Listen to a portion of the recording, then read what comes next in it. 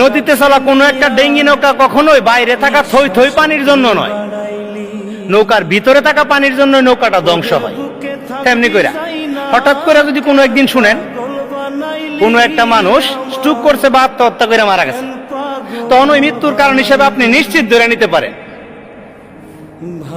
বাইরে থাকা কোন পর মানুষের দেওয়া আঘাতে নয়, তার মনের ঘরে জায়গা দেওয়া আপন মানুষের দেওয়া আঘাতেই তার মৃত্যুর কারণ, এমনকি মৃত্যুর দায়। কারণ নৌকার তলাতে যদি ফুটা হয়, ওই ফুটা দিয়ে নৌকার ভিতরে পানি ঢুকলেই নৌকাটা দ্রুত ধ্বংস হয়। হ্যাঁ।